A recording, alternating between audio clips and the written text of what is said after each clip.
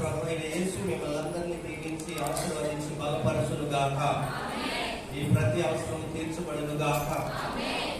ఈ సమయంలో ఒక దేవుని వాక్యాన్ని మనం చదువుదాము. యోహాను సువార్త 16వ అధ్యాయము 12 నుండి 17 వచనాల్లో ఉన్న లేఖన భాగాన్ని మనము చదువుదాం. అందరూ తీసుకోలేమండి, మైక్ తీసుకోండి. చదివేవారు వాక్యాన్ని అందరూ తీసుకున్న తర్వాత చదువుదాం. యోహాను సువార్త 16వ అధ్యాయము 12వ వచనంలో నుండి 17 వచనాల్లో ఉన్నటువంటి లేఖన భాగాన్ని మనం చదువుదాం. మైక్ తీసుకున్న వాళ్ళు ఎవరైనా ఒకరు చదవండి. నేను మీతో చెప్పవలసినవి ఇంకనూ అనేక సంగతులు కలవు, కానీ ఇప్పుడు మీరు వాటిని సహింపలేరు. అయితే ఆయన అనగా సత్యస్వరూపి అయిన ఆత్మ వచ్చినప్పుడు మిమ్మల్ని సర్వసత్యములోనికి నడిపించును. ఆయన తనంతట తానే ఏమీ బోధింపక వేటిని వినునో వాటిని బోధించి సంభవింపబో సంగతులను మీకు తెలియచేయును. ఆయన నా వాటిలోనివి తీసుకొని మీకు తెలియచేయను గనుక నన్ను మహిమపరచును. తండ్రికి కలిగినవన్నీ నావి, అందుచేత ఆయన నా వాటిలోనివి తీసుకొని మీకు తెలియచేయనని నేను చెప్పితిని. కొంచెం కాలమైన తరువాత మీరు ఇక చూచెదరని చెప్పాను. మీరు ఇక నన్ను చూడరు, మీరు కొంచెం కాలమునకు నన్ను చూచెదరని చెప్పాను. కాబట్టి ఆయన శిష్యులలో కొందరు కొంచెం కాలమైన తర్వాత నన్ను చూడరు, మరి కొంచెం కాలమునకు నన్ను చూచెదరు, నేను తండ్రి వద్దకు వెళుచున్నానని ఆయన మనతో చెప్పుచున్న మాట ఏమిటని ఒకరితో ఒకరు చెప్పుకునేది. దేవుడి మాటలు మన వెనుకల్లో దీవించి ఆశీర్వదించును గాక. హల్లెలూయా. ప్రియ దేవుని పిల్లలారా, గత వారము మనము ధ్యానించుకున్నటువంటి అంశము పరిశుద్ధాత్మ మన పైకి వచ్చినప్పుడు, మనలోనికి వచ్చినప్పుడు కొన్ని కార్యాలు సంఘంలోను సమాజంలోను మనలోను కూడా జరుగుతాయని నేను మీకు తెలియజేశాను. అటు వాటిలో కొన్ని విషయాలు మీకు పోయిన వారాన్ని నేను వివరించాను. మరిన్ని విషయాలు ఈ దినాన్న మీకు ఇక్కడ తెలియజేయబోతూ ఉన్నాను. దేవునికి మహిమ కలుగును గాక. సమయాన్ని మనము దుర్వినియోగం చేసుకోకుండా త్వరగా మనం ముందుకు వెళ్ళిపోదాం. నేను మీకు బ్రీఫ్ గా తెలియజేస్తాను. డీప్ గా కానీ బ్రీఫ్ గా నేను అవుట్లైన్స్ ఇచ్చుకుంటూ మీకు వెళ్ళిపోతూ ఉంటాను. మీరు అర్థం చేసుకోవాలంటే గ్రహించుకోవాలండి. ఎందుకంటే విషయాలు చాలా ఉన్నాయి. అవన్నిటిని తెలియజేసుకోవాలంటే సమయం చాలా అవుతుంది కాబట్టి నేను త్వరగా వెళ్తాను. హల్లెలూయా. పోయిన వారాన్ని కొన్ని విషయాలు నేను మీకు తెలియజేశాను. పరిశుద్ధాత్మ మన మీదకి వచ్చినప్పుడు ఏం జరుగుతుందని చెప్పాను? పాపమును గూర్చియు నీతిని గూర్చియు తీర్పును గూర్చియు ఆయన మనలను ఒప్పింపజేస్తాడని యోహాను సువార్త 16వ అధ్యాయం 8వ వచనంలో ఉన్నటువంటి మాటలను నేను మీకు తెలియజేశాను. అలాగే మరొక విషయాన్ని కూడా తెలియజేశాను. మనలను ఆయన మార్గమును సరళం చేస్తాడు. దేవుని యొక్కకు వెళ్ళేటటువంటి మార్గాన్ని మనకు ఆయన సరళం చేస్తాడన్న విషయాన్ని ఎఫెసీ పత్రిక 2వ అధ్యాయము 18వ వచనంలో నుంచి నేను మీకు తెలియజేశాను. తర్వాత విషయం ఏంటంటే ఆయన మనలను అభిషేకిస్తాడని కూడా తెలియజేశాను. ఆయన మనలను అభిషేకిస్తాడు. లోకాసు వార్త 4వ అధ్యాయము 18వ వచనం ప్రకారంగా, లోకాసు వార్త 4వ అధ్యాయము 18వ వచనం ప్రకారంగా ఆయన పరిశుద్ధాత్ముడు మనలను అభిషేకిస్తాడు, అభిషేకాన్ని మనకిస్తాడు అన్న విషయాన్ని నేను మీకు తెలియజేశాను. దేవునికి మహిమ కలుగును గాక. హల్లెలూయా. యేసుక్రీస్తు ప్రభు వారే పరిశుద్ధాత్మను గురించి కొన్ని విషయాలు ఇక్కడ తన శిష్యులతో చెబుతున్నటువంటి మాటలు మనము ఈ యోహాను సువార్తలో వింటూ ఉన్నాం. అవి క్రమంగా కనుక మనం చూస్తే ఈ 12వ వచనంలో నుంచి ఏమని చెప్తున్నాడంటే, తన శిష్యులతో యేసుక్రీస్తు ప్రభు వారు దేని గురించి చెప్తున్నాడు, ఏ విషయాన్ని చెప్తున్నాడు, ఎందుకు చెప్తున్నాడు అన్న విషయాన్ని మీరు గుర్తించండి, గ్రహించండి చదువుతున్నప్పుడు. మొదటిగా 12వ వచనంలో అన్నాడు, నేను మీకు చెప్పవలసినవి ఇంకను అనేక సంగతులు కలవు గాని ఇప్పుడు మీరు వాటిని సహింపలేరు. నేను చెప్పవలసిన సంగతులు అనేకమైనవి ఉన్నాయి. నా యొక్క మీరు నేర్చుకోవలసిన విషయాలు అనేకమైనవి ఉన్నాయి. నేను అనేకమైనటువంటి విషయాలు నాలో కలిగి నేను ఉన్నాను. కానీ వాటన్నిటిని నేను చెప్పడానికి మీరు తాళలేరు, మీరు వినలేరు, మీరు సహించలేరు, మీరు గ్రహించలేరు, మీరు అర్థం చేసుకోలేరు అని చెప్తున్నాడు ఆయన. ఏమని చెప్పినాడు? మీరు వినలేరు, గ్రహించలేరు, అర్థం కూడా చేసుకోలేరు. ఈ విషయాలు ఆయన చెప్తా ఉన్నాడు. ఎందుకు అర్థం చేసుకోలేరంటే మనం కూడా ఒక విషయాన్ని చూడండి ఒకసారి. వారు అర్థం చేసుకోలేనటువంటి స్థితిలోనే ఉన్నారు. యేసు ప్రభు ఆయనతో పాటు ఉంటూ, ఆయన పెట్టినట్టు తింటూ, ఆయన ఉన్న చోటనే ఉంటూ,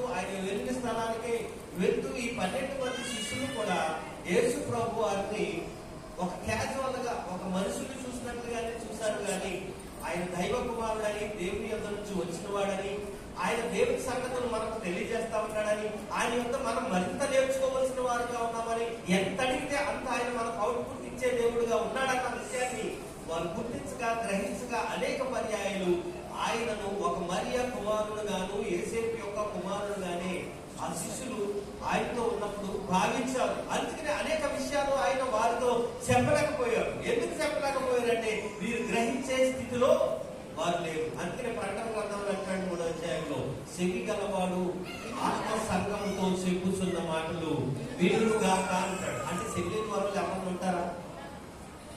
అమ్మ చెవి గలవాడు ఆత్మ సంఘంతో చెప్పు మాటలు వినుగా అని చెప్పడానికి కారణం ఏంటి? ఎవరికైనా చెవి లేని ఉంటారా మనుషుల్లో? చెవులు అందరం ఉంటాయి కదా.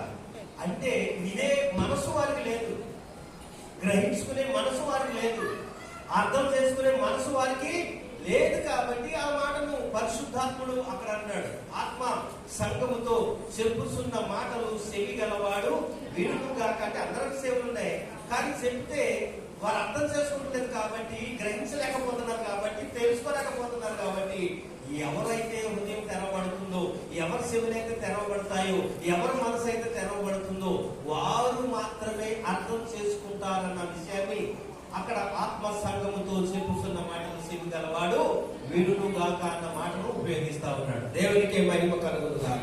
హల్లెలూయా. ఇక్కడ యేసు ప్రభు వారు కూడా అదే విషయాన్ని చెప్తున్నాడు శిష్యులతో. నేను చెప్పవలసిన విషయాలు అనేకమైన ఉన్నాయి, కానీ మీరు ఏ స్థితిలో ఉన్నారు? ఏ స్థితిలో ఉన్నారు?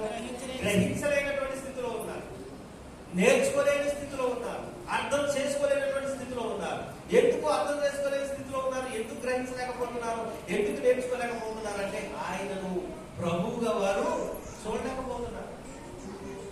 యేసు ప్రభువును దేవుని కుమారుడిగా వారు చూడలేకపోతున్నారు. వారికి అర్థమవుతలేదు. శాస్త్రులకు అర్థమవుతుంది, పరిసయ్యులకు అర్థమవుతుంది, సద్దుకాయులకు అర్థమవుతుంది, అనేక మందికి అర్థమవుతుంది, కానీ ఆయనతో ఉన్నటువంటి శిష్యులకు అర్థమవుతుంది. అందుకని ఆయన అంటాడు, మీరు ఇంకనూ గ్రహింపనై ఉన్నారా అన్న మాట తెలియజేస్తా ఉంటాడు. మీరు ఇంకనూ గ్రహింపనై ఉన్నారా? గ్రహింపలేక ఉన్నారా? మీరు ఎప్పుడు గ్రహిస్తారు? మీరు ఎప్పుడు తెలుసుకుంటారు అని ఆయన వారిని హెచ్చరిస్తున్నట్టుగా మనం చూస్తాం. ఒకసారి శాస్త్రులు పరిసయ్యులు సద్దుకాయులు యేసు ప్రభు వారి దగ్గరికి వచ్చి, పైన ఆకాశం నుంచి మాకు ఏదైనా ఒక సూచన మీరు చూపించడానికి అడుగుతారు. మీరు మత్తయి సువార్త 16 అధ్యాయంలో ఉంటారు, అలాగే మార్కు సువార్త 8లో ఉంటుంది, 4లో ఉంటుంది, లోకాలో ఉంటుంది. ఈ విషయాన్ని చెప్పబోతున్నటువంటి విషయం మత్తయి సువార్త 16వ అధ్యాయంలో మీరు ఆ మాటలు చూడవచ్చు. ఏమంటాడు తెలుసా? శాస్త్రులు పరిసయ్యులు సద్దుకాయులు వీళ్ళంతా వచ్చి ఏమంటారు? యేసు ప్రభుని మాకు ఆకాశం నుంచి ఏదైనా ఒక సూచన క్రియ చూపించండి అని ఆయన అడుగుతారు. అడిగినప్పుడు ఆయన ఏం చేస్తాడో తెలుసా? యోనాను కూర్చున్నటువంటి సూచన క్రియ తప్ప ఈ వ్యభిచారులైనటువంటి చెడ్డతనం వారికి మరి ఏది అనుగ్రహింపబడదని అంటూ చెప్తుంటే ఏం చేస్తున్నారు? వీరికి అర్థమవుతలేదు శిష్యులకి.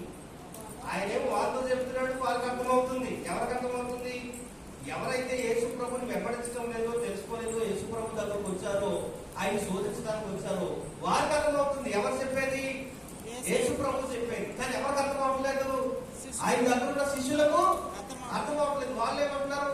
అయ్యో, యేసు ప్రభు వారు మమ్మల్ని తిడుతున్నారు, ఈయన మమ్మల్ని అంటున్నాడు. ఎందుకు అంటున్నాడు? మేము రొట్టెలు తీసుకురాలేనందుని బట్టి, మేము రొట్టెలు తీసుకురాలేదు కాబట్టి అందుకే యేసు ప్రభు వారు మమ్మల్ని అంటున్నారని ఒకరు మదనపడిపోతూ బాధపడిపోతూ ఉన్నారు. అప్పుడు కూడా అంటారు, ఇంకా మీరు గ్రహింపలేకున్నారా?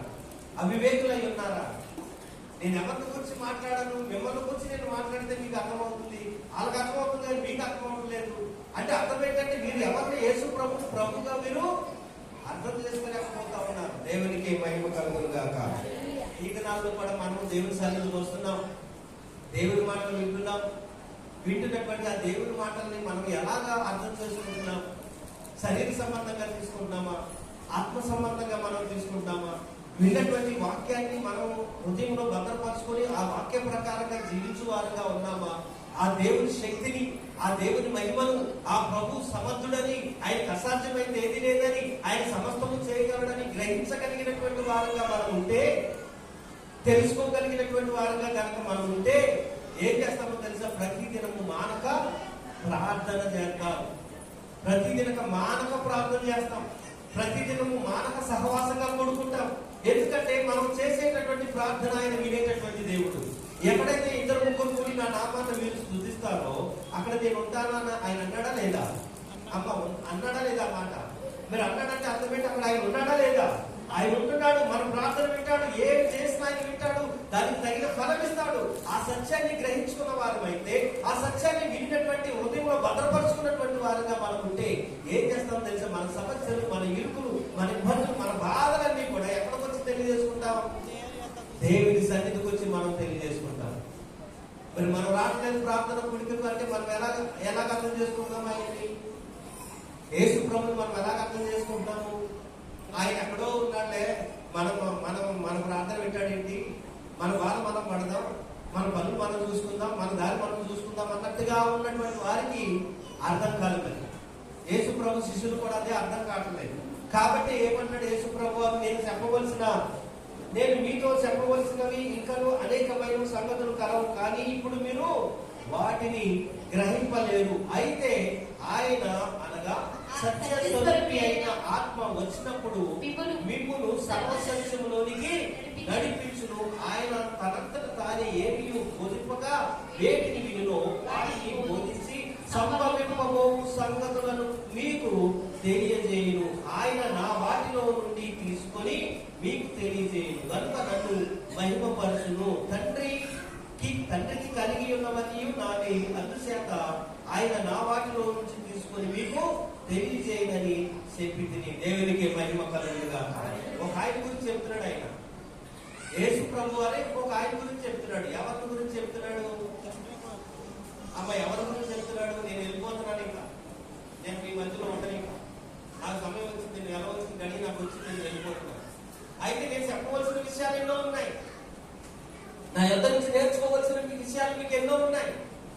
అయితే మీరు వాటిని సహించలేక, గ్రహించలేక, తెలుసుకోలేక ఉన్నారు. అయితే నేను వెళ్ళిపోయిన తర్వాత ఒక ఆయన మీ యొద్దకు వస్తాడు. నేను వెళ్ళటం మీకు మేలు, ఎందుకంటే ఆయన మీ యొద్దకు వస్తాడు. ఆయన ఎప్పుడైతే మీ యొద్దకు వస్తాడో ఏం జరుగుతుందంటే ఆయన మిమ్మల్ని ఎక్కడ నడిపిస్తాడు? సర్వసత్యంలోనికి నడిపిస్తాడు. నేను సత్యంలోకి నడిపించాను. పరిశుద్ధాత్ముడు వచ్చినప్పుడు మిమ్మల్ని ఎక్కడికి నడిపిస్తాడు? సర్వసత్యంలోకి నడిపిస్తాడు. ఇంకా అనేక విషయాలు మీకు తెలియజేస్తాడు. ఇంకా అనేక విషయాలు మీకు బోధిస్తాడు. ఇంకా అనేకమైనటువంటి విషయాలు మీ మైండ్ లోకి తీసుకొని వస్తాడు, మీ మనసులోకి తీసుకొస్తాడు, మీ హృదయంలోకి తీసుకొస్తాడు.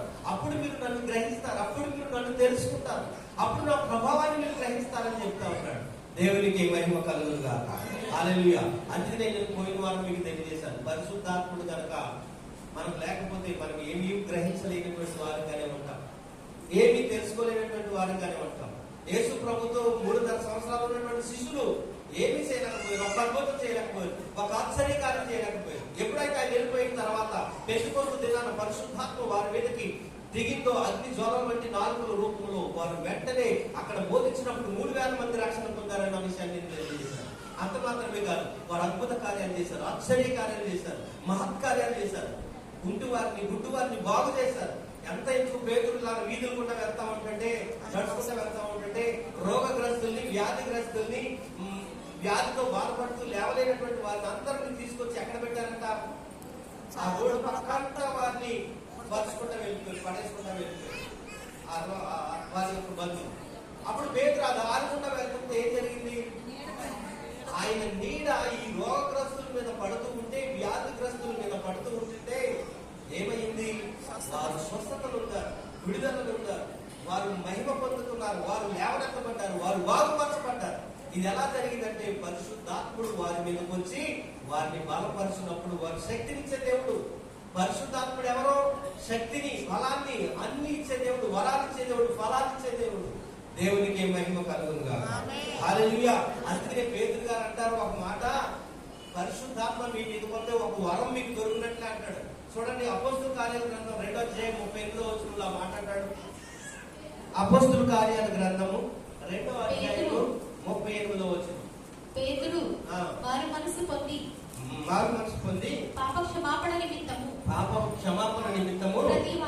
ప్రతివాడు యేసుక్రీస్తు నామమున బాప్తిస్మము పొందుడి బాప్తిస్మము పొందుడి. అప్పుడు మీరు పరిశుద్ధాత్మను వరము పొందుదురు. పరిశుద్ధాత్మ అనే వరాన్ని పొందుదురు. పొందుదురు. దేవునికి మహిమ కలుగును గాక.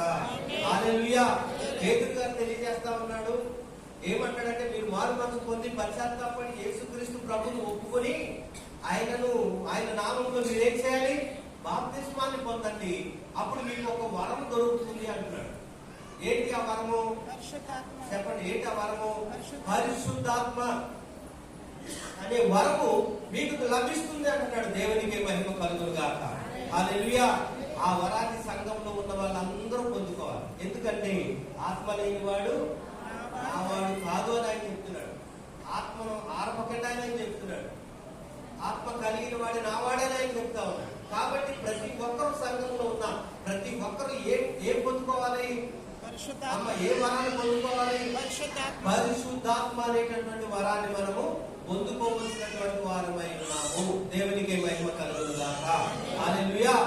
అయితే ఈ ఆత్మ వరం మనకి ఎలా వస్తుంది? మరి ఏం చేస్తే వస్తుంది? బాప్తిజం తీసుకుంటేనే వస్తుందా, లేకపోతే రాదా అనే విషయాలు కూడా మనకు అనేకమైనటువంటి సందిగ్ధతలో మనం కలిగి ఉంటా ఉంటాం. సాధారణంగా బాప్తిజం తీసుకుంటే పరిశుద్ధాత్మ వరం వస్తుంది. ఒకవేళ బాప్తిజం తీసుకోకపోయినా నీకు పరిశుద్ధాత్మ వరం వస్తుంది. ఒకవేళ ఒక వ్యక్తి లోపలికి వచ్చాడు, యేసుక్రీస్తును ప్రభువును ఒప్పుకున్నాడు, తన పాపలని గ్రహించాడు అని అతను పశ్చాత్తాపడి ప్రార్థన చేస్తున్నాడంటే కారణం ఏమై ఉంటుంది? చెప్పండి, కారణం ఏమై ఉంటుంది? అతనికి బాప్తిజం పొందలేదు, ఏమి పొందలేదు, కానీ లోపలికి వచ్చాడు, యేసు ప్రభువును ఒప్పుకుంటున్నాడు, నా కోసం మరణించా ప్రభు అని ప్రాధేయపడుతున్నాడు, నా పాపం క్షమించు ప్రభు అని ప్రాధేయపడుతున్నాడు. కారణం ఏమై ఉంటుంది? చెప్పండి. పరిశుద్ధాత్మ వచ్చి అతని మీద ఆ కార్యము జరిగిస్తేనే కానీ ఎవరు కూడా యేసు ప్రభు అని ఒప్పుకోలేదు, తన నోటితో ఒప్పుకోలేదు. పరిశుద్ధాత్మ కార్యం జరగకుండా ఎవరు కూడా యేసు ప్రభు అని వారి నోటితో వారు ఒప్పుకోలేదు. దేవునికి మహిమ కలుగును గాక. హల్లెలూయా. అంటే నువ్వు ఒప్పుకుంటున్నావు అంటే నీలో ఏం జరిగింది? పరిశుద్ధాత్మ కార్యం జరిగింది. అంటే పరిశుద్ధాత్ముడు కార్యం చేశాడు. పరిశుద్ధాత్మ కార్యం జరగటం వేరు, పరిశుద్ధాత్మతో నింపబడటం వేరు. అది మనం అర్థం చేసుకోవాలి. పరిశుద్ధాత్మ కార్యం జరగటం వేరు, పరిశుద్ధాత్మతో అనుదినము నింపబడటం వేరు, పరిశుద్ధాత్మను పొందటం వేరు, పరిశుద్ధాత్మ అభిషేకమును అనుభవించటం వేరు. ఇవన్నీ స్టెప్ బై స్టెప్స్ అన్నమాట. ఒకటొకటి పైకి వెళ్తాం. దేవునికి మహిమ కలుగును గాక. హల్లెలూయా. అంటే బాప్తిజం తీసుకోకపోతే పరిశుద్ధాత్మ రాడంటే పరిశుద్ధాత్మ వస్తాడు, బాప్తిజం తీసుకోకపోయినా వస్తాడు. ఎలాగో సుందరుడు ఒకసారి అపోస్తుల కార్యం గ్రంథం 10వ అధ్యాయంలో ఆ విషయాన్ని మనం చూడగలుగుతాం. 10వ అధ్యాయము 43 నుంచి 48 వచనాల్లో ఉన్నటువంటి మనం చదివితే అపోస్తుల కార్యాల గ్రంథం 10వ అధ్యాయము 43 నుంచి 48 వరకు ఉన్నటువంటి లేఖన భాగాలు కనుక మనం చదువుతుంటే అక్కడ కొర్నేలి అని ఒక భక్తుపరుడు కనపడుతున్నాడు. అతను ఏం చేశాడంటే దేవదూత ద్వారా బోధింపబడ్డాడు. నీవు పేతురు అనే ఒక వ్యక్తి ఎప్పుడైనా ఉన్నాడో అతను నీ ఇంటికి పిలిపించుకో, అతను నీకు కావలసినవన్నీ చెప్తాడని చెప్పాడు. అదే సర్వసత్యంలో నడిపించడం అంటే కొన్నేళ్ళు సత్యాన్ని కలిగి ఉన్నాడు. ఎవరిని కలిగి ఉన్నాడు? దేవుణ్ణి కలిగి ఉన్నాడు. దేవుణ్ణి ప్రార్థన చేస్తున్నాడు, దేవుణ్ణి వేడుకుంటున్నాడు, ధర్మకార్యాలు చేస్తున్నాడు, ప్రార్థన చేస్తున్నాడు, అన్ని చేస్తున్నాడు. కానీ సత్యాన్ని కలిగే ఉన్నాడు. కానీ ఏం తెలియలేదు అతనికి? ఇంకా సర్వసత్యం ఇంకా తెలియలేదు. ఆ సర్వసత్యాన్ని తెలియజేయడానికి పేతురుని ఎప్పటి నుంచి పిలిపించుకోమన్నాడు. పేతురు ఎప్పటి నుంచి వచ్చిన తర్వాత ఏం జరిగిందంటే వారి ఇంట్లో అనేక మందిని అతను సమకూర్చుకున్నాడు. తన బంధువుల్ని, తన మిత్రుల్ని, స్నేహితుల్ని, నెలవైనటువంటి వారిని అందరినీ కూడా తన ఇంటికి రమ్మని ఆహ్వానించాడు. వారందరూ ఆ ఇంట్లో కూర్చొని ఉన్నారు. పేతురు వచ్చేసారు. ఇంటి నిండా జనంతో నింపబడి ఉన్నారు. దేవునికి మహిమ కలుగును గాక. హల్లెలూయా. ఈ దినాల్లో కూడా ప్రార్థన కూడికలు ఇంటింటా జరగాలి. ఇంటింట ప్రార్థన కూడికలు జరగాలి. నీ ఇల్లు ఆశీర్వాదింపబడాలంటే, నీ ఇల్లు విస్తరించాలంటే, నీ ఇల్లు దీవెనకరంగా ఉండాలంటే, నీ ఇల్లు సువాసనకరంగా ఉండాలంటే, నీ ఇల్లు రక్షణ పొందిన ఇల్లుగా ఉండాలంటే, నీ ఇంట్లో ఆత్మకార్యాలు జరగాలంటే, నీ ఇంట్లో ఏముండాలో తెలిసిన దేవుని సన్నిధి ఉండాలి. ప్రార్థన కూడికలు జరుగుతూ ఉండాలి. కాబట్టి కొర్నేలు గారు తన ఇంట్లో ప్రార్థనకు కూర్చున్నాడు. అతను ఒక్కడే కూర్చోలేదు. ఏం చేశాడో తెలుసా? తనకు 40 వారిని అందరినీ కూడా పిలిచి తెచ్చుకున్నాడు, ఇంట్లో కూర్చోబెట్టుకున్నాడు. వీళ్ళందరూ వచ్చారు.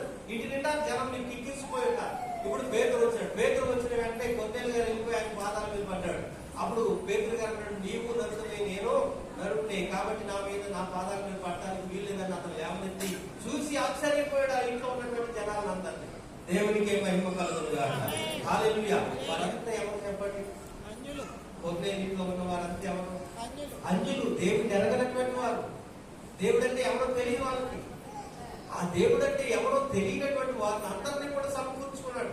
ఈ దినాన్న మీ ఇళ్లలో కూడా ప్రార్థన కూడికలు జరుగుతుంటే మీ ఇంటి ఇరుగు పొరుగున ఆ పక్కన ఈ పక్కన ఇంకా రక్షణ పొందనటువంటి వారు, దేవుడు అంటే ఎవరో తెలియనటువంటి వారు, దేవుడి సన్నిధికి వెళ్ళనటువంటి వారు ఎవరైనా ఉంటే వారి దగ్గరికి వెళ్ళి వారిని బ్రతుకులాడు బామాలు నువ్వేం తెచ్చుకోవాలి? నీ ఇంటికి తెచ్చుకొని నీ ఇంట్లో కూర్చోబెట్టుకోవాలి. అప్పుడు దేవుని సేవకుడు వచ్చి సువార్తను ప్రకటిస్తున్నప్పుడు దేవుని ఆత్మ కార్యం ఆ ఇంట్లో జరుగుతుంది కాబట్టి వారందరూ రక్షణ పొందుతారు, విడుదల పొందుతారు, దేవుని యొద్దకు నడిపింపబడతారు. అలాగని దేవుని నమ్ముకున్న వాళ్ళని రావద్దని నేను అంటలేదు. దేవుని నమ్ముకున్న వాళ్ళని పిలుచుకోండి, కానీ అధిక ప్రాధాన్యత మనం ఎవరికి ఇవ్వాలి? ఎవరికి ఇవ్వాలి? ఇంట్లో ప్రార్థన జరుగుతున్నప్పుడు అధిక ప్రాధాన్యతను ఎవరికి ఇవ్వాలంటే, ఇంకా ఎవరు యేసు ప్రభుని సొంత రక్షకునిగా అంగీకరించకుండా ఉన్నారో వారిని నువ్వేం చేయాలి? దేవుని సన్నిధికి నీ ఇంటికి పిలుచుకోవాలి, ప్రార్థన కూడిగా పిలుచుకోవాలి. మనం అలా చేయము. అందరికీ తెలిసిన వాళ్ళే పిలుస్తాం, ప్రార్థన చేసే వాళ్ళే పిలుస్తాం, తెలిసిన వాళ్ళు క్రైస్తవులే పిలుస్తాం. కానీ ఎవరైనా నమ్మలేని వాళ్ళు ఎవరున్నారు? నీ ఇంటి పక్కన ఉంటారు, నీ ఇంటి ముందు ఉంటారు, నీ ఇంటి వెనకాల ఉంటారు, వారిని ఎవరిని మాత్రం పిలవం. కానీ కొన్నేళ్ళు చేసిన పని ఏంటో తెలుసా?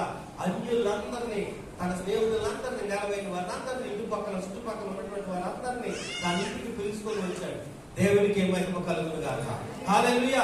అప్పుడు పేతురు అడిగాడు, ఎందుకు నన్ను పిలవడానికి కారణం ఏంటంటే చెప్పాడు, కొన్నేళ్ళు ఇది కారణం. నేను ఇలా ప్రార్థన చేస్తుంటే దేవుడి దూత నాకు కనపడి పలానా చోట పేతురు అనే పేరు కలిగినటువంటి ఒక వ్యక్తి ఉన్నాడు, తను మీరు పిలిపించుకోండి, ఆయన మీకు తెలియజేయవలసినటువంటి విషయాలన్నీ మీకు తెలియజేస్తాడని మాకు దేవదూత ద్వారా తెలియపరచబడి అందుకనే మిమ్మల్ని పిలిచామన్నప్పుడు పేతురు నోరు తెలిసి ఏం ప్రకటిస్తా ఉన్నాడు అక్కడ?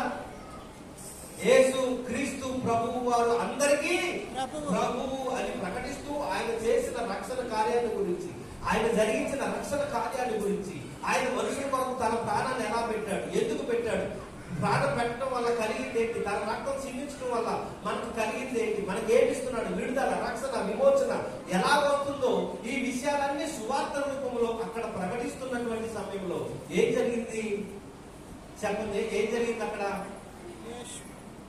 సువార్త మాటలు వింటున్నప్పుడు, దేవుని వాక్యం వింటున్నప్పుడు ఆ ఇంట్లో ఒక అద్భుతమైనటువంటి కార్యం జరిగింది. ఏం జరిగింది చెప్పండి? పరిశుద్ధాత్మ వారందరి మీదకి దిగి రావడం చూసారు. దేవునికి మహిమ కలుగును గాక. హల్లెలూయా. పరిశుద్ధాత్మ దిగొచ్చింది, వారందరి మీద పరిశుద్ధాత్మ వారింది. వారి మీద దిగేసరికి వారు ఏం చేస్తున్నారు తెలుసా? భాషలతో దేవుణ్ణి స్తుతిస్తున్నారు, భాషలతో దేవుణ్ణి మహిమపరుస్తూ ఉన్నారు. అప్పుడు పేతురుతో పాటు సున్నతి కలిగినటువంటి యూదులు కొంతమంది ఆ ఇంటికి వెళ్ళారు. కొన్నేళ్ళు పేతురుతో పాటు వీళ్ళంతా ఆ కార్యాన్ని చూసి ఏం పొందుతున్నారు? భ్రాంతి పొందుతున్నారు. వాళ్ళు అంటే ఆశ్చర్యపోతున్నారు, అబ్బురపడతా ఉన్నారు. ఏంటి పరిశుద్ధాత్ముడు ఈ అన్యుల మీద కూడా కుమ్మరింపబడతాడా? ఈ బాప్తిసం లేనటువంటి ఈ మనుషుల మీద కూడా పరిశుద్ధాత్ముడు వస్తాడా అనేటువంటి ఒక ఆలోచనతో, ఒక ఆందోళనతో, ఒక విడ్డూరమైనటువంటి మనసుతో వారిని చూసి ఆశ్చర్యపోతూ ఏమవుతున్నారో తెలుసా? భ్రాంతికి గురైనట్టుగా అక్కడ మీరు చూస్తా ఉన్నారు. దేవునికి మహిమ కలుగును గాక. హల్లెలూయా. అక్కడ బాప్తిసం అంటే వాళ్ళు బాప్తిసం పొందుకున్నా వచ్చిందా? పరిశుద్ధాత్మ పొందలేదు అమ్మ. అక్కడ బాప్తిసం పొందారా? వాళ్ళు పొందలేదు. ఏమొచ్చింది? పరిశుద్ధాత్ముడు దిగి వారి మీదకి వచ్చాడు. కారణం ఏంటో తెలుసా? దేవుడు ఎవరు కూడా దర్శించుకోవడం ఆయనకి ఎంత మాత్రం కూడా ఇష్టం లేదు. అందరూ రక్షణ పొందాలి. ఆ రక్షణ పొందాలి అంటే వారు ఒక కార్యం జరగాలి. ఏంటి ఆ కార్యం అంటే దేవుని మాటలు వారు వినాలి. ఇప్పుడు భూమి ఉంది, నువ్వు విత్తనం వేయకుండా నీకు మొక్క వస్తుందా అమ్మ? భూమిలో విత్తనం వేయకుండా ఏ మొక్క అయినా వస్తుందా? గడ్డ అయితే వస్తుంది, పనికిరాని గడ్డ అయితే వస్తుంది. నీకు కావలసిన గింజలు కావాలి, నీకు కావలసిన ఫలం కావాలంటే ఆ ఫలానికి సంబంధించినటువంటి విత్తనం అక్కడ వేసినప్పుడే ఏమొస్తుంది? ఫలం వస్తుంది, చెట్టు వస్తుంది, పొలుస్తుంది. దేవునికి మహిమ కలుగును గాక. హల్లెలూయా. ప్రజలు రక్షణ పొందాలి, ప్రజలు విడుదల పొందాలి, ప్రజలు ప్రభుని గురించి తెలుసుకోవాలంటే వారికి ఏం తెలియపరచబడాలి? ముందు దేవుని వాక్యము వారి చెవుల్లో పడాలి. ఆ చెవుల్లో పడినటువంటి ఆ వాక్యము ఎక్కడికి వెళ్తానికి? హృదయంలోకి వెళ్తాది. ఆ ఉదయం ఒకవేళ బండబారిన గట్టి భూమి అయితే అది మెత్తన చేయబడుతుంది. ఆ వాక్యం వారి హృదయంలోకి వెళ్ళిన తర్వాత మొలుస్తుంది. మొలిసిన వెంటనే ఫలము, ఆ మొక్క వస్తుంది, ఫలం కూడా వస్తుంది. దేవునికి మహిమ కలుగును గాక. హల్లెలూయా. కాబట్టి మనం ఏం చేయాలో తెలిసిన ప్రార్థన కూటములు ఏర్పరచుకుంటున్నప్పుడు దేవుని ఎరగని వారిని మనం దేవుని సన్నిధికి పిలుచుకోవాలి, నీటికి పిలుచుకోవాలి, దేవుని తెలియని వారిని పిలుచుకోవాలి, క్రైస్తవులు కాని వారిని పిలుచుకోవాలి. అప్పుడు ఆ మాటలు వారు వింటున్నప్పుడు దేవుని కార్యం వారి పట్ల జరుగుతుంది. పరిశుద్ధాత్మ వారికి అనుగ్రహింపబడుతుంది. యేసుక్రీస్తు ప్రభువు వారిని వారి నోటితో వారు ఒప్పుకుంటారు. పాపముల విషయమై పశ్చాత్తాపడతారు, ఏడుస్తారు, రక్షణ పొందుతారు, దేవుని యొద్దకు చేర్చబడతారు. దేవునికే మహిమ కలుగును గాక. హల్లెలూయా. అంటే ఇక్కడ మనం చూసేది ఏంటంటే వారు బాప్తిసం పొందుకోకపోయినా కూడా ఏం పొందుతున్నారు? వాళ్ళు పరిశుద్ధాత్మను పొందుకున్నారు. అయితే ఒక్కొక్క గ్యాంగ్ ఉంది. ఆ గ్యాంగ్ అయితే బాప్తిసం పొందుకున్నారు కానీ పరిశుద్ధాత్మ పొందుకోలేదు. అది చూద్దాం వాళ్ళు ఎక్కడున్నారు. దేవునికి మహిమ కలుగును గాక. అపోస్తలుల కార్యం గ్రంథం 8వ అధ్యాయం 15 నుంచి 17 వచనాలు కనుక ఒక లేఖనం మనం చూస్తే ఆ విషయాలు అక్కడ అపోస్తలుల కార్యం గ్రంథం 8వ అధ్యాయము 15 నుంచి 17 వచనాలు చదవండి. మీరు వచ్చి వారు పరిశుద్ధతను పొందవలెనని వారి కొరకు ప్రార్థన చేసిరి. అంతకు ముందు వారిలో ఎవరి మీదను ఆయన తెలియటలేదు. వారి ప్రభు అయిన యేసు నామమున బాప్తిస్మం మాత్రము పొందియుండిరి. అప్పుడు పేతురును యోహానును వారి మీద చేతులుంచగా వారు పరిశుద్ధాత్మను పొందిరి. దేవునికి మహిమ కలుగును గాక. హల్లెలూయా. అందరూ చెప్పండి హల్లెలూయా. అందరూ బిగ్గరగా చెప్పండి హల్లెలూయా. హల్లెలూయా. ప్రియ దేవుని పిల్లలారా, ఇంతకు ముందు కొన్నేళ్ళలో మనం చూసాము వారు బాప్తిసం పొందలేదు, వారు అన్యులు. అయితే దేవుని మాట వింటున్నప్పుడు ఏం జరిగింది? వారి మీద పరిశుద్ధాత్ముడు దిగి రావటం, వారి భాషలతో మాట్లాడుతూ మనం చూసాం. ఇక్కడ మరొక జ్ఞాపకం చూస్తున్నాం. సమరయ్యలో ఇక్కడ పిలుపు పరిచర్య చేస్తా ఉన్నాడు. అయితే ఇక్కడ పరిచర్య చేస్తున్న ఈ ప్రాంతంలో అనేక మంది యేసు ప్రభు అంటే యోహాను ఇచ్చినటువంటి బాప్తిసం మాత్రం వారు పొందుకున్నారు.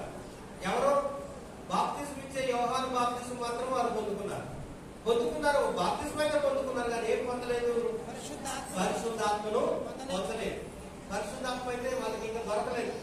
ఆ వరం వాళ్ళకి ఇంకా రాలేదు. ఎందుకంటే పరిశుద్ధాత్మ అనేది ఒక వరం అని మనం ఇందాక చూసాం. పేతురు గారు అన్నారు 3వ అధ్యాయం, అపోస్తలుల కార్యం 3వ అధ్యాయం 38వ వచనంలో, మీరు బాప్తిసం పొందండి, ప్రభు యేసు నామములో రక్షణ పొందండి, మారు మనసు పొందండి, బాప్తిసం పొందండి, అప్పుడు మీరు ఏం పొందుకుంటారని చెప్పాడు? అక్కడ పరిశుద్ధాత్మ అనే వరాన్ని మీరు పొందుకుంటారని చెప్పాడు.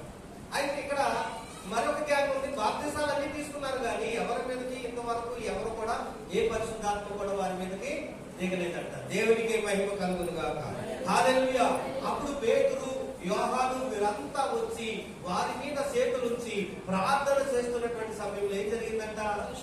పరిశుద్ధాత్మ వారి మీదకి దిగి రావడం జరిగింది. దేవునికి మహిమ కలుగును గాక. హల్లెలూయా. ఈ విషయాన్ని నేను ఎందుకు చెప్తున్నానంటే పరిశుద్ధాత్ముడు ఎలా వస్తాడు, ఏ సందర్భాల్లో వస్తాడు, ఏ విధానంగా వస్తాడు అన్న విషయాన్ని నేను మీకు తెలియజేస్తున్నాను. దేవుని వాక్యం వింటున్నప్పుడు కూడా పరిశుద్ధాత్మతో మీరు నింపబడతారు. ఆరాధన చేస్తున్నప్పుడు కూడా పరిశుద్ధాత్మతో మీరు నింపబడతారు. అక్కడ చూద్దాం మనం అపోస్తలుల కార్యాలు 13వ అధ్యాయంలో. అక్కడ కూడా బర్నబా, పౌలు ఆ సంఘంలో అంత్యోక్య సంఘంలో వారు ఉన్నారు. ఉన్నప్పుడు ఏం జరిగిందంటే ఆరాధన చేస్తా ఉన్నారు. ఆరాధన చేస్తున్నప్పుడు పరిశుద్ధాత్ముడు వారి మీదకి వచ్చి, నేను పౌలును బర్నబాను ఎంచుకున్నాను, వీరిని నా కొరకు అభిషేకించి వీరిని సేవకు పంపించండి అని పరిశుద్ధాత్ముడు స్పష్టంగా తెలియజేసినట్టుగా మనం చూస్తాం. దేవునికి మహిమ కలుగును గాక. హల్లెలూయా. 13వ అధ్యాయంలో మీరు మొదటి 2 వచనాలు చదివితే మీకు అక్కడ తెలుస్తారు. కాబట్టి పరిశుద్ధాత్ముడు ఎలా వస్తాడన్న విషయాన్ని మీకు తెలియజేస్తున్నాను. మొట్టమొదటిగా వాక్యం వింటున్నప్పుడు కూడా పరిశుద్ధాత్ముడు మన మీదకి వస్తాడు. అలాగే ఆరాధన చేస్తున్నప్పుడు కూడా పరిశుద్ధాత్ముడు మన మీదకి వస్తాడు. అలాగే సేవకులు ఎవరైనా వచ్చి మీ కొరకు ప్రార్థన చేతుల నుంచి మీ కొరకు ప్రార్థన చేస్తున్నప్పుడు కూడా పరిశుద్ధాత్ముడు మీ మీదకి వస్తాడు. దేవునికి మహిమ కలుగును గాక. హల్లెలూయా. మరి పరిశుద్ధాత్ముడు వచ్చినప్పుడు జరిగే కార్యాలు చాలా ఉన్నాయి, అనేకమైనటువంటి కార్యాలు ఉన్నాయి. ఇంతవరకు మనం 3 చెప్పుకున్నాం. పాపాన్ని గురించి, నీతిని గురించి, తీర్పుని గురించి ఒప్పింపజేస్తాడు, అభిషేకిస్తాడు, సేవ కొరకు ప్రదర్శిస్తాడు అనే విషయాలని మనం చెప్పుకున్నాం. ఇది నాన్న మరొక విషయాన్ని కూడా మనం తెలుసుకుందాం. మనకు ఒక నిశ్చయతను ఇస్తాడు పరిశుద్ధాత్ముడు మన మీద వస్తే. మనకు ఒక నిశ్చయత. ఏంటి ఆ నిశ్చయత అంటే, నా తండ్రి యేసయ్య, ఆయనకి నేను కుమారుణ్ణి లేకపోతే కుమార్తెని అనేటువంటి నిశ్చయత నీకు ఇస్తాడంట. చూడండి ఒకసారి రోమపత్రిక 8వ అధ్యాయము 15-16 వచనాలు చదవండి. రోమపత్రిక 8:15-16 మరలా భయపడటకు మీరు దాస్యపాత్మను పొందలేదు గాని అమ్మ మళ్ళా ఏలయనగా మరలా భయపడుటకు మీరు దాస్యపాత్మను పొందలేదు దత్తపుత్రాత్మను దత్తపుత్రాత్మను మీరు పొందితిరి. ఆత్మ కలిగిన వారై మనము అబ్బా తండ్రి అని మొరపెట్టుచున్నాము. మనము దేవుని పిల్లలమని ఆత్మ తానే మన ఆత్మతో కూడా సాక్ష్యమిచ్చుచు ఉన్నాడు. దేవునికి మహిమ కలుగును గాక. హల్లెలూయా. పరిశుద్ధాత్మతో మనం జరిగే కార్యం మరొకటి ఏంటంటే మనకొక నిశ్చయత. నువ్వు వట్టిదాను కాదు, నువ్వు వట్టివాడవు కావు. నీవు ఇంతవరకు మీ తల్లిదండ్రుల పేర్లు బట్టి మిమ్మల్ని పిలుస్తారు, పలానోడు కుమారుడు, పలానోడు కుమార్తె అని చెప్తారు. కానీ పరిశుద్ధాత్ముడు మన మీదకి వచ్చినప్పుడు నువ్వు పలానోని కుమారుడు, పలానోని కుమార్తె అని చెప్పదు. నువ్వు ఎవరు కుమారుడు అని చెప్తాడు నీతోటి. నువ్వు దేవుని కుమారుడు. జాగ్రత్త, నువ్వు దేవుని కుమారుడు. నువ్వేదంటే జరుగుతుంది, నువ్వేది చేస్తాడు దేవుడు అది చేస్తాడు. నువ్వేదంటే అది ఇస్తాడు, నువ్వేది చేస్తావు అది చేస్తాడు దేవుడు నీ పక్షాన. కాబట్టి నువ్వు దేవుని కుమారుడవు, నువ్వు దేవుని కుమార్తెవు అని పరిశుద్ధాత్ముడు మన ఆత్మతో ఏం చేస్తా ఉంటాడంట? చెబుతూ ఉంటాడు, సాక్ష్యం ఇస్తూ ఉంటాడు. నువ్వు దేవుని కుమారుడు, నువ్వు దేవుని కుమార్తె. అంత మాత్రమే కాదు, నీ పక్షాన దేవునికి ఏమని మొరపడతాడంట? అబ్బా తండ్రి అనేటువంటి ఒక భాగ్యాన్ని నీకు ఇచ్చి, అసలు తండ్రి అని పిలవగలిగే సామర్థ్యం మనకుందా? ఆ ధైర్యం మనకుందా? కానీ దేవుణ్ణి, సృష్టికర్త అయినటువంటి దేవుణ్ణి నీకు ఎలా మార్చాడు? ఆయన పరిశుద్ధాత్మని వచ్చినప్పుడు నీకు తండ్రిగా చేశాడు ఆయన. నువ్వు ఆయనకు కుమారుడు, నువ్వు ఆయనకి కుమార్తెవు. ఆయన రాజు అయితే నువ్వు యువరాజు, యువరాణివి. అంతేగాని పరలోకంలో గేట్ తీతాకో, పరలోకంలో వచ్చేవారికి పోయేవారికి గేట్ ఓపెన్ చేయడానికి నువ్వు పెట్టుకోలేదు. కొంతమంది అదే అంటారు. ఏమంటారు తెలుసా? మీ అమ్మని మేము చూసాం, పరలోకం వెళ్ళిపోయింది, పరలోకంలో వెళ్ళే వాళ్ళకి వచ్చే వాళ్ళకి గేట్ తీస్తామని మంచి జాబ్ ఇచ్చాడు మీ అమ్మకి అంటే అక్కడ జాబ్ అంటే ఆ గేట్ కి జాబ్ ఇస్తాడు మనకి. ఆయన ఏమన్నాడు తెలుసా? నన్ను వెంబడించినటువంటి వారిని నాతో పాటు నా సింహాసనం మీద కూర్చుండబెట్టుకుంటానన్నాడు. ఆయనతో పాటు కూర్చుండబెట్టుకుంటా అన్నాడు. కానీ నీకు గేట్ ఓపెన్ చేసే, తీర్పులు తీర్చే, వాళ్ళు తీసుకెళ్ళి అర్హులై ఏళ్ళు తీసుకెళ్ళి అక్కడే ఆ పని నీకు చెప్పడానికి కాదు. ఆయన ఎన్నుకున్నది, ఏర్పరచుకున్నది. దేవునికి మహిమ కలుగునుగా. హల్లెలూయా. నువ్వు ఆయనకి కుమారుడుగా ఉండటానికి